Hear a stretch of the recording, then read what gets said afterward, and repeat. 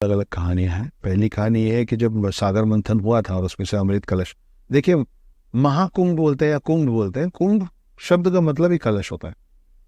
कुंभ का हिंदी अर्थ कलश क्यों है कि जब सागर मंथन हुआ तो एक कलश में अमृत निकला। अब वो देवों को भी चाहिए और असुरों को भी चाहिए, तो देव उसको लेके भागे और असुर पीछे पीछे।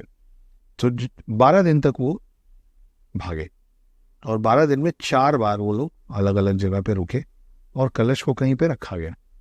वो 4 जगह है जहां महाकुंभ होता है हर 12 साल। एक ये कहानी है।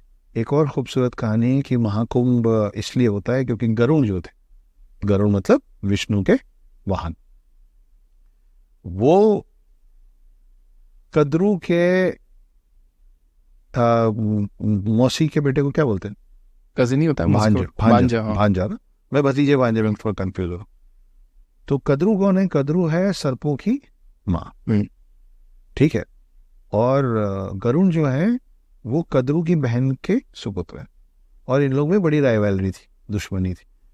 तो एक समय ऐसा आया था कि गरुड़ की जो मदर थी वो दासी थी सारे सर्पों और उनकी माँ कद्रू के। तो गरुड़ उनके पास पहुंचे, बोले क्या करूंगा कि मेरी माँ को दासित्व से मुक्त करोगे तुम लोग? तो सब लोग बोले अमृत कलश ला के दे दो तो मुक्त कर देंगे। गरुड़ इतने शक्तिशाली थे कि वो उड़ गए बैकुंठ धाम की तरफ और वो पहुंचे इंद्रलोक में। वो इंद्र से और बाकी सारे देवों से लड़े, सबको हराए और कलश लेके जाने लग गए। इंद्र और बाकी देव पहुंचे विष्णु जी के पास, बोले वो कल अमृत कलश उठा के लेके जा रहा है। तो विष्णु जी बोले मैं रोक लूंगा। विष्णु जी आए, विष्णु जी से भी लड़ गए गरुड़, तब तक उनके वाहन नहीं थे। और गरुड़ से जब विष्णु जी, आपने बाहुबली फिल्म देखी है? बाहुबली में एक सीन है कि देवसेना को एक और बंदा पसंद करता है ना, जो बाद में बाहुबली का बड़ा ब्रदर लॉयल हो जाता है। तो उसको बाहुबली बोलता है कि जब तुमने मुझे पहली बार लात मारी तब तुम्हारी शक्ति का एहसास हुआ। हाँ, राइट। ध्यान आया? हाँ, याद आ गया बिल्कुल, अभी याद। जो कॉमेडी वॉमेडी करता रहता। तो गरुड़ से जब विष्णु जी लड़े तो विष्णु जी को उसकी शक्ति का एहसास हुआ कि कितना शक्तिशाली है ये।